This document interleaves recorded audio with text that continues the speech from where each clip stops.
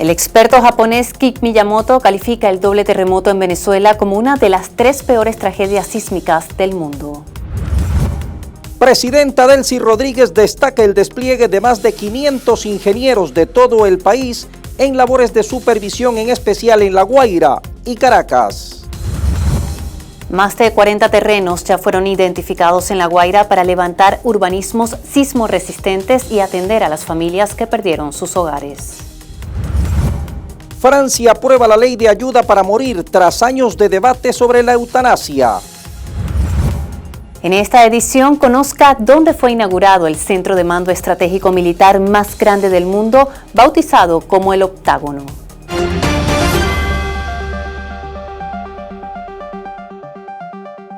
Tras la tragedia, Venezuela le muestra al mundo lo mejor de sí con un trabajo organizado, conjunto y responsable que busca dejar atrás las secuelas de la catástrofe. Bienvenidos a las noticias, Melanie. Bastante información para compartir con ustedes en esta jornada. Comenzamos. La presidenta encargada de Venezuela, Delcy Rodríguez, destacó el 15 de julio el despliegue de más de 500 ingenieros en todo el país, en especial en La Guaira y en Caracas. Con rigor técnico y compromiso, dijo la mandataria, se avanza en la recuperación de cada hogar y en la reconstrucción de Venezuela, reafirmando la continuidad de las políticas de asistencia habitacional. La movilización fue organizada por la Comisión Presidencial con el fin de coordinar de forma rigurosa la recuperación de los hogares vulnerados. El operativo mantiene como función principal evaluar las viviendas y estructuras residenciales afectadas, determinando sus condiciones de habitabilidad y seguridad. Las inspecciones implementan un sistema de categorización por semáforo, es decir, verde, amarillo y rojo, lo que facilita medir el nivel de preservación o daño de las columnas y bases de cada edificación. Los diagnósticos recolectados servirán como pilar técnico estructural para diseñar el Plan Maestro de Reconstrucción Nacional. Con más de 30 años de experiencia en el análisis de desastres, el ingeniero estructural japonés Kik Miyamoto calificó el doble terremoto en Venezuela como una de las 3 peores tragedias sísmicas del mundo. Y lo hace desde aquí, en territorio venezolano, donde ha venido evaluando directamente la magnitud de lo ocurrido y comparándolo con las catástrofes más devastadoras que ha estudiado en distintos continentes. Estamos enfrentando una situación inmensamente compleja. Considera que esta es una de las 3 peores tragedias de este tipo que ha podido evaluar, entre ellas la de China en el 2018 y Turquía en el 2023. Es decir, ratifica que es probablemente, con toda seguridad, una de las 3 peores tragedias sísmicas que él ha podido evaluar. Y él es el experto que ha venido evaluando todas las últimas tragedias alrededor del mundo. La presidenta Delcy Rodríguez sostuvo el 15 de julio una reunión de trabajo para coordinar la logística de atención integral destinada a las familias afectadas por los sismos que impactaron a 7 regiones del país, en especial al estado La Guaira. La mesa de trabajo tuvo como prioridad revisar el despliegue de seguridad, la distribución de recursos para garantizar el resguardo, asistencia médica, alimentaria y habitacional en las zonas prioritarias. En el encuentro participaron el presidente de la Asamblea Nacional, Jorge Rodríguez, el vicepresidente sectorial de Política, Seguridad Ciudadana y Paz, Diosdado Cabello, y el ministro para la Defensa, Gustavo González López. Actualmente las labores de asistencia cuentan con un contingente de más de 30.000 efectivos de seguridad y prevención ciudadana desplegados en las regiones afectadas. Asimismo, el Gobierno Nacional mantiene activos 107 campamentos transitorios, donde más de 20.000 personas en situación de vulnerabilidad reciben protección integral las 24 horas del día. En los campamentos transitorios, donde están las personas que lo perdieron todo tras los terremotos en Venezuela, ya se está aplicando un sistema que, mediante un código QR, certifica que quien perdió su vivienda recibirá una solución habitacional. Se trata del Registro Único de Vivienda, un mecanismo que identifica a cada persona con su huella y sus datos. Esta es la página que se está utilizando, se le captura la huella a la persona, se toma un dato, el teléfono o el correo electrónico. Y esto es el comprobante que se le entrega a cada familia. Fíjense que ese comprobante que se le queda a cada familia consta de un código QR. Pasa que algunas personas están en el campamento, pero podrían perfectamente irse a un campamento solidario, algún familiar, pero se quedan en el campamento porque tienen la preocupación del tema de la vivienda. Pues este QR es su vivienda, señora o señor. Es decir, este QR certifica que usted perdió la vivienda durante el proceso de los 2 terremotos y si a usted le corresponde irse a un campamento solidario o quedarse en el campamento que tenemos nosotros, ese QR certifica que en el momento debido, indicado lo más rápido posible, usted recibirá su vivienda. Es importante también que se entienda que nosotros tenemos que apurarnos en resolver el tema de la vivienda de las personas que la perdieron de forma definitiva y en reparar las viviendas de aquellas que requieran ser reparadas. Y es por eso que incluso intencionalmente tenemos a las personas en escuelas. Las clases empiezan entre septiembre y octubre, es decir, que entre septiembre y octubre tienen que estar vaciadas las escuelas para que puedan empezar las clases de las niñas y los niños y los adolescentes. Esas personas o estarán en su vivienda, que se la hemos comprado o se la hemos terminado o se la hemos alquilado, o estarán en unas especies de viviendas de transición unifamiliares mientras se le construye la vivienda definitiva. La Comisión Nacional de Telecomunicaciones, CONATEL, informó el 14 de julio que tras la contingencia sísmica que afectó el cable submarino de Sirion Technologies, se implementan acciones para su reparación. En tal sentido, se anunció la llegada al país de un buque de alta tecnología encargado de repararlo. El organismo destacó que gracias a la coordinación entre CONATEL, los ministerios y las autoridades competentes, se ejecutó un plan de celeridad regulatoria que permitió concretar todas las autorizaciones para la nave en apenas 14 días. A su arribo se ejecutará una maniobra de alta precisión a 1.800 metros de profundidad frente a las costas de La Guaira, con robótica submarina y fusión láser de fibra óptica para la restitución del 100% de conectividad internacional al país. Más de 40 terrenos ya fueron identificados en La Guaira para levantar urbanismos sismo resistentes y atender a las familias que perdieron sus hogares. Todos están bajo estudios geológicos y de suelo para definir qué tipo de construcción es viable. Lo que sí está claro es que serán edificios de altura limitada. Hemos hecho un sobrevuelo de la zona, sobre todo de La Guaira, y fíjense, afortunadamente hemos encontrado más de 40 terrenos. Esta es la zona de Catialamar.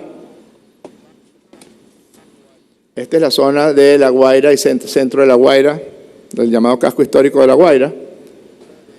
Nos fuimos un poco más hacia el oriente de Caraballeda, de Itanaguarena, y encontramos algunos terrenos en Naiguatá y Los Caracas.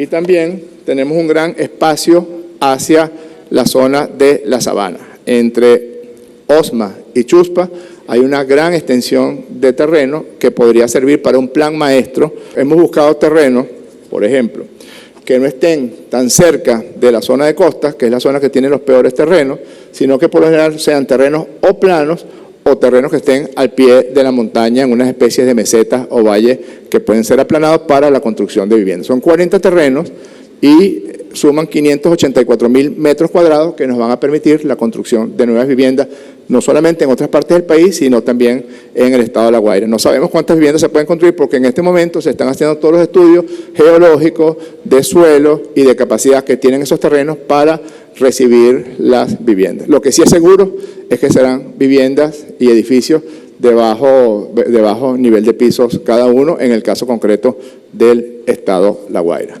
Los cálculos iniciales señalan que necesitaremos aproximadamente unas 25.000 viviendas, pero no es solamente las 25.000 viviendas que tenemos que construir, que comprar, que terminar y que alquilar lo más pronto posible, sino también el proceso de reconstrucción de ciudades. Autoridades del gobierno efectuaron una nueva inspección técnica a la pista principal del Aeropuerto Internacional Simón Bolívar de Maiquetía. La comitiva, junto a la mandataria Delcy Rodríguez, constató un avance del 92.4% en los trabajos de reconstrucción y rehabilitación estructural. Actualmente se realizan evaluaciones con tecnología de punta mediante equipos especializados para medir la resistividad eléctrica del terreno, generando mapas en 2D y 3D que permiten determinar con precisión científica la profundidad del sistema de grietas. Con estos datos se ejecutará un plan de acción que incluye la inyección de aditivos especiales y concreto de alta resistencia para estabilizar la rampa de aterrizaje y despegue. Las autoridades ratificaron su compromiso de restablecer la operatividad de la pista en el menor tiempo posible, garantizando la eficacia de este terminal de valor estratégico para la conectividad aérea del país. El Sistema Público Nacional de Salud reforzó el control epidemiológico en La Guaira con el despliegue de más de 1.200 trabajadores como medida preventiva para evitar brotes de enfermedades. La Autoridad de Salud de La Guaira, doctora Nelaré Bermúdez, informó el 15 de julio que el operativo se ejecuta en coordinación con la Dirección General de Salud Militar, la Fuerza Armada Nacional Bolivariana, la Fundación Misión Barrio Adentro y el Ministerio del Poder Popular para la Salud. El personal especializado en epidemiología e inmunización está asignado a cada campamento transitorio y a las áreas de salud integral comunitaria. Todo esto con el objetivo de fortalecer la vigilancia sanitaria y garantizar la aplicación oportuna de vacunas a la población más vulnerable. Las labores de saneamiento ambiental y vigilancia epidemiológica ya se venían efectuando en diversos sectores, sin embargo han sido reforzados con un despliegue permanente en las zonas priorizadas por la emergencia. Funvisis, el ente oficial de investigación sismológica en Venezuela, aclaró que los sismos secundarios registrados tras los terremotos del 24 de junio se encuentran en el rango de magnitudes inferiores a 7.0, por lo cual no tienen capacidad de generar un tsunami. A través de un comunicado oficial, el organismo explicó que para que se produzca un tsunami es necesario que el fondo marino se desplace verticalmente. En el caso de La Guaira y el litoral central, el sistema de fallas es transcurrente, lo que significa que el movimiento es horizontal, sin levantamiento o hundimiento significativo del fondo marino. Por esta razón, estas fallas no generan tsunamis locales catastróficos. La institución también advirtió que la difusión de falsos rumores entorpecen las operaciones de búsqueda y rescate, recuperación de cuerpos, remoción de escombros y atención a las comunidades afectadas por el doble sismo. Y recordó que el único ente autorizado para emitir una alerta de tsunami en Venezuela es Funvisis. El presidente de Fedecámaras, Felipe Capozolo, propuso el 13 de julio la creación de un comité de seguimiento que elabore propuestas concretas para la reconstrucción de las zonas afectadas por los recientes sismos en alianza con el gobierno nacional. Capozolo destacó que el sector privado ya se movilizó ante la emergencia en La Guaira, articulando maquinaria, transporte y convirtiendo más del 60% de los locales de las cámaras en centros de acopio. La propuesta, dijo, busca articular una visión única entre empresarios y Estado. Es importantísimo, añadió, que todo el sector privado comparta una sola visión estructural y un solo plan. Acotó que Fedecámaras centra sus esfuerzos en la empleabilidad inmediata y la reinserción laboral. En cuanto a las obras, planteó una hoja de ruta público-privada, el sector público como planificador y el privado como ejecutor. Las toneladas de escombros que dejaron los terremotos en Venezuela no serán arrojadas al mar. Las autoridades lo han dejado claro tras una campaña que intentó instalar esa versión. En cambio, se van a aplicar criterios técnicos internacionales para procesarlos y reutilizarlos en nuevas obras. Ahí hay 1.280.000 toneladas de escombros. Bajo ningún concepto, ni nosotros, ni los expertos internacionales que convocamos para que nos ayudara con el tema de los escombros, se nos va a ocurrir la peregrina idea de lanzarlos al mar. Por esa barbaridad, de los pocos países del mundo que respetan a la fauna marina y que tienen prohibido las pescas que son atentatorias contra la fauna marina, está Venezuela. Muy por el contrario, lo que estamos procurando es mecanismos para ver cómo algunos de esos escombros pueden ser reutilizados. Hay muchísimas tecnologías que permiten separar las distintas partes de los escombros para que se puedan reutilizar, que pueden ser útiles, por ejemplo, para ampliar la pista del Aeropuerto Internacional Simón Bolívar de Maiquetía. Lo que sí es completamente seguro es que eso no se va a lanzar al mar. Desde el Ministerio para el Ecosocialismo advirtieron que verter desechos sólidos, líquidos o cualquier sustancia contaminante en el mar o espacios naturales es una actividad ilícita que conlleva sanciones que van desde multas hasta procesos penales, así como la obligación de restaurar los espacios afectados. El ente rector de la gestión ambiental en Venezuela explicó que se han dispuesto espacios autorizados y vertederos controlados que deben ser utilizados obligatoriamente. El ministerio dispuso de medios telefónicos y digitales para la recepción de denuncias. El presidente de la Cámara Venezolana de la Construcción, Gustavo García, planteó la necesidad de establecer medidas económicas y reformas legales que tributen al Plan Nacional de Reconstrucción Habitacional post-sismos. Al respecto, el 13 de julio, durante la sesión del Consejo Nacional de Economía, se refirió a la posibilidad de establecer la exoneración de tributos para la importación de materiales de construcción. En este momento necesitamos, dijo, estímulos fiscales a la producción y también al abastecimiento de materiales. En ese marco planteó el IVA a tasa cero, así como cero aranceles para la importación de materiales y una tregua fiscal municipal. Valoró positivamente además las labores que ejecuta el Estado venezolano en materia de evaluación de los terrenos que resultaron afectados en el estado La Guaira por el doble movimiento telúrico registrado en la zona norte costera de Venezuela. El presidente de la Asamblea Nacional, Jorge Rodríguez, anunció el 14 de julio que un lote de 200 apartamentos ubicados en Fuerte Tiuna, destinados para el uso de los diputados del periodo legislativo 21-25, serán transferidos a algunas de las familias que quedaron sin vivienda tras el doble terremoto. Explicó que la medida de reasignación habitacional fue el resultado de una decisión voluntaria de los propios parlamentarios que disponían de dichos inmuebles, quienes acordaron cederlos para agilizar la atención en la actual emergencia habitacional. El impacto de los terremotos en Venezuela sigue creciendo. Hasta el 17 de julio se registraron 5.069 fallecidos y 16.740 heridos. El balance oficial confirma que 17.907 familias quedaron sin vivienda y que las réplicas ya suman 1.331. Una cifra que refleja la magnitud del desastre y la urgencia de la reconstrucción. La Asociación Bancaria de Venezuela reiteró el 13 de julio su solidaridad con todas las familias, comunidades y sectores productivos que continúan enfrentando las graves consecuencias del movimiento sísmico. En el marco de estos esfuerzos, anunció, la mayoría de los bancos privados del país han decidido exonerar a los comercios ubicados en el estado La Guaira por un lapso de 90 días. Las comisiones asociadas a las operaciones realizadas a través de los puntos de venta, todo esto con el objetivo de aliviar la carga operativa e impulsar la reactivación de la economía local. La presidenta encargada de Venezuela, Delcy Rodríguez, anunció un plan integral de apoyo para comerciantes y productores en el Junquito tras los sismos del 24 de junio. Y lo que hemos conversado con la comunidad es el establecimiento primero de atención financiera para los comercios, para recuperar actividad económica, para los productores, para el que perdió la panadería. Bueno, primero la atención en la actividad económica. Ya se sabe que estamos abordando también con bono de contingencia que permita que las personas que fueron impactadas por el terremoto tengan un ingreso de contingencia para atender situaciones.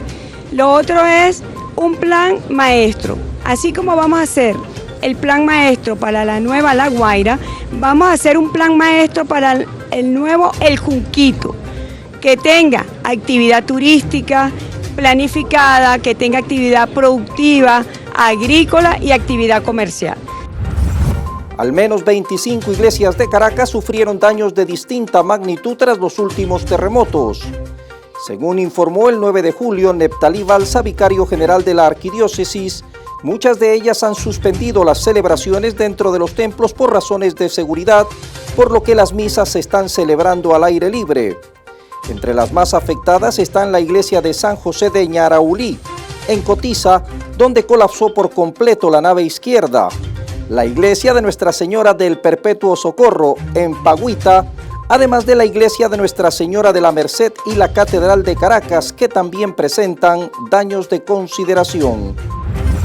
La remoción de escombros avanza en Venezuela bajo estrictos protocolos de seguridad. Las autoridades explicaron que el proceso se realiza de manera lenta para evitar riesgos de vidas humanas y permitir que los familiares recuperen los cuerpos de sus seres queridos. Se está haciendo de manera lenta el proceso de remoción de escombros. En esta etapa tiene que ser de manera lenta, porque si se hace de manera abrupta y se meten máquinas de gran calado y se mueven grandes cantidades, no sabemos si podemos llevarnos una vida humana en ese proceso. Y por otra parte, también los familiares quieren rescatar los cuerpos de las personas que fallecieron, los cuerpos de sus familiares que fallecieron, porque el duelo también pasa por allí. El duelo también pasa por reconocer a la persona, al ser querido que falleció, y luego proceder a su inhumación. El vicepresidente sectorial de Economía, Calixto Ortega, explicó el 13 de julio que la reestructuración de la deuda soberana continúa entre las prioridades del gobierno nacional, resaltando que constituye un proceso indispensable para que Venezuela recupere el acceso al financiamiento internacional. Ortega informó que en las últimas semanas se han desarrollado intercambios técnicos con socios e instituciones financieras internacionales, todo ello con el fin de avanzar en la hoja de ruta de este proceso. En Ciudad Caribia se están construyendo campamentos transitorios unifamiliares para afectados por los sismos. Campamentos transitorios con una duración mayor a los campamentos que tenemos en los actuales momentos y que además permite mayor privacidad, porque en cada uno de los espacios que se van a colocar aquí cabe perfectamente una familia en carácter de campamentos transitorios, porque van a tener espacios verdes, canchas, mesas de ping-pong, zona para emprendimiento. Vamos a tener un comedor cada 80 personas, es decir, cada bloque de 20 casas vamos a tener un comedor para que las personas puedan comer allí diariamente. Estamos, como se dan cuenta ustedes, muy acelerados en la construcción de estos campamentos transitorios para que podamos traernos a la gente de las escuelas y puedan estar mucho más cómodos hasta que se construyan los apartamentos definitivos. La presidenta encargada Delcy Rodríguez oficializó la fusión de los ministerios de Relaciones Exteriores y de Comercio Exterior, creando el Ministerio de Relaciones y Comercio Exterior, y designó al diplomático Félix Plasencia como nuevo titular del organismo.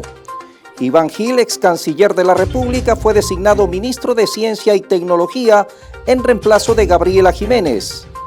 Por su parte, Joan Álvarez Márquez, quien era ministro de Comercio Exterior antes de la fusión, ha sido designado como nuevo encargado de negocios en los Estados Unidos.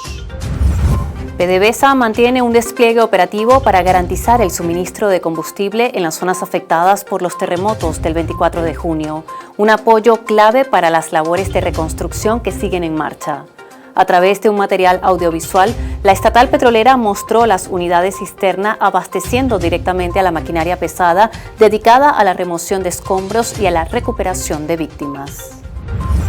El presidente de la Asamblea Nacional, Jorge Rodríguez, informó el 14 de julio mediante comunicado que a partir del 1 de agosto se dará inicio a una hoja de trabajo conjunta con exmiembros del Parlamento del periodo 2015-2020. Rodríguez detalló que la medida se establece en el marco de la convocatoria a la unidad nacional con el fin de enfrentar juntos las consecuencias del doblete sísmico que enluta al país y a los efectos del fortalecimiento de la democracia. El comunicado señala que solo en unión se podrá avanzar en la reconstrucción y el mantenimiento de la paz.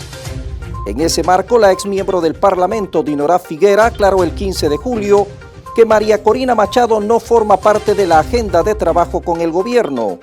Dejó claro la necesidad de separar las posturas individuales de la representación colectiva.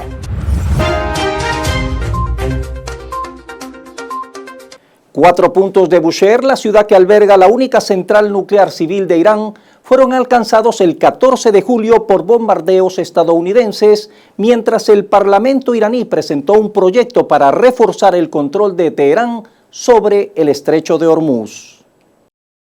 Varias explosiones sacudieron Bandar Abbas y la isla de Quds junto al estrecho.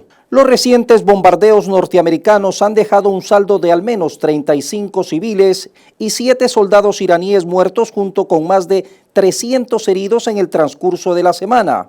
Irán, por su lado, atacó 2 buques en la zona, causando la muerte de un tripulante y 8 heridos, en simultáneo con la reimposición del bloqueo estadounidense a los puertos iraníes, ordenado por Donald Trump, que descartó su propuesta de arancel del 20% a buques en Hormuz y optó por reforzar acuerdos con aliados del Golfo. Irán señaló mediante una declaración que responderá a cada agresión estadounidense, elevando la tensión en una región ya al límite. Panamá implementó un sistema de bloqueo del espacio aéreo sobre las cárceles para impedir el ingreso de drogas mediante drones. La medida busca frenar el uso de estos dispositivos por grupos criminales y garantizar mayor control en los recintos penitenciarios. Estamos implementando un sistema de bloqueo del espacio aéreo para que por encima de la cárcel ya no puedan volar drones. Lo probamos la semana que pasó, creo, con el propósito de hacerlo como debe hacerse y evitar que de las áreas cercanas usen drones para transportar o tirar droga en las cárceles. Así que eso debe estar bloqueado en este momento que les estoy hablando.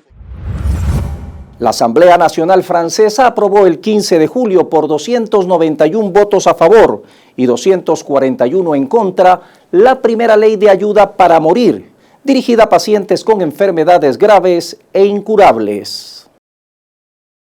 La misma permitirá bajo determinadas condiciones que los adultos con enfermedades incurables puedan acceder a ayuda médica para morir.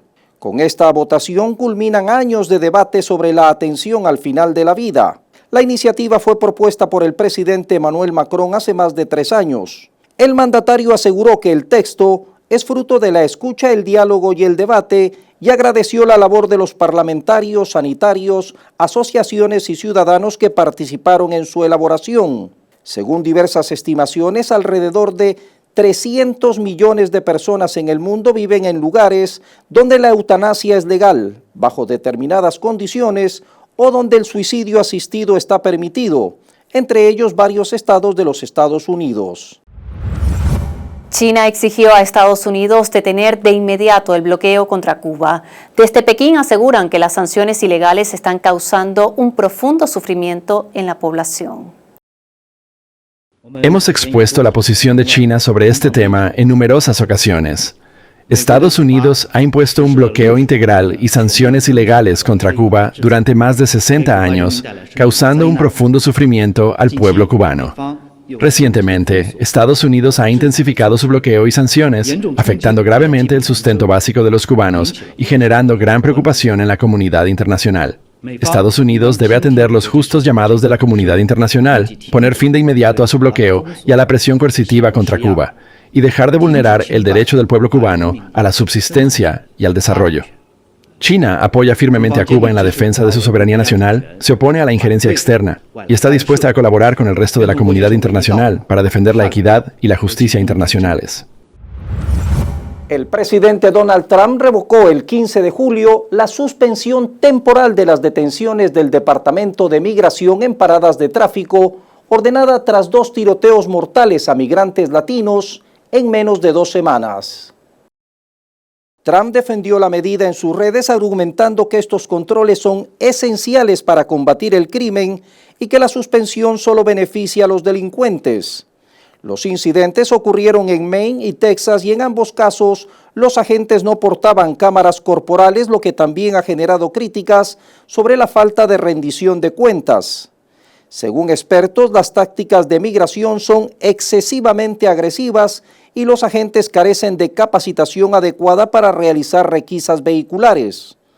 Desde el año pasado, los agentes de migración han disparado a más de 20 personas, la mayoría dentro de los vehículos. Ya está en marcha el primer ensayo clínico de fase 1 de la vacuna contra la cepa Bundibugyo del ébola que se está propagando rápidamente en la República Democrática del Congo y Uganda. El proceso de reclutamiento comenzó el 13 de julio y las primeras vacunaciones están previstas para las próximas semanas a la espera de la aprobación regulatoria. El ensayo se realizará en Oxford con 50 voluntarios sanos para evaluar la seguridad y la respuesta inmunitaria del fármaco experimental. El Instituto Serum de la India ya suministró 4.000 dosis para esta etapa inicial y tiene listas 620.000 dosis adicionales para las fases posteriores del ensayo. La vacuna fue desarrollada por científicos del Grupo de Vacunas de Oxford y del Instituto de Ciencias Pandémicas de la Universidad de Oxford, utilizando la misma plataforma del vector viral que se empleó en la vacuna contra la COVID-19. Hasta el 16 de julio, la República Democrática del Congo registraba 2.073 casos confirmados de ébola y 796 fallecidos, cifras que siguen aumentando mientras las autoridades intentan contener la propagación. El fraude de identidad con inteligencia artificial ya representa el 48.3% de los casos detectados en América Latina, la proporción más alta del mundo. Según el informe de Único y Liminal, la identidad sintética que combina datos reales y falsos logra superar verificaciones en bancos, fintech y plataformas digitales. Los deepfakes y otras técnicas avanzadas constituyen el 23.3% de los ataques globales y su costo de ejecución ha disminuido drásticamente gracias al acceso de herramientas de inteligencia artificial generativa. Las pérdidas económicas van en aumento. Cada incidente con deepfakes genera daños promedios superiores a los $280.000 por empresa afectada y hacia 2030 las pérdidas para instituciones financieras podrían superar los $55.000 millones a nivel global. Ante este panorama, el 76% de las organizaciones considera que la identificación mediante huellas digitales de dispositivos es la defensa más eficaz para detectar y frenar este tipo de ataques. Egipto inauguró el centro de mando estratégico militar más grande del mundo, bautizado como el Octágono. Allí se concentra el mando de todas las ramas de las Fuerzas Armadas, los servicios de inteligencia y agencias clave del Estado. Tras años de construcción, la imponente estructura fue inaugurada el 4 de julio. El complejo militar, ubicado en la nueva capital administrativa, situada a 45 kilómetros al este del Cairo, consta de 8 edificios octagonales interconectados, alrededor de 2 estructuras centrales de mando, un diseño que simboliza la integración de las Fuerzas Armadas de Egipto. Está equipado con sistemas avanzados de comunicación, inteligencia artificial y gestión de crisis destinados a reforzar la capacidad de respuesta nacional y acelerar la toma de decisiones en situaciones de emergencia. Moscú anunció que aumentará su producción de petróleo en el marco de la OPEP Plus a partir de agosto hasta 62.000 barriles por día en relación al nivel de julio hasta alcanzar unos 9.887.000 millones de barriles por día. Junto con Rusia, otros 6 países como Arabia Saudita, Irak, Kuwait, Kazajistán, Argelia y Omán anunciaron medidas similares. La OPEP y 11 proveedores independientes establecen cuotas de producción como parte de un acuerdo destinado a estabilizar el mercado. El presidente de Estados Unidos, Donald Trump, amenazó nuevamente con destruir a Irán. El 10 de julio, a través de una publicación, aseguró que 1.000 misiles están listos y preparados para atacar la República Islámica de Irán y miles más se lanzarán inmediatamente si el gobierno iraní cumple su amenaza de asesinar o intentar asesinar al actual presidente de los Estados Unidos de América, en este caso, a mí. Ya se han dado las órdenes y el ejército estadounidense está listo, dispuesto y capacitado durante un año, con posibilidad de prórroga para diezmar y destruir por completo todas las áreas de Irán.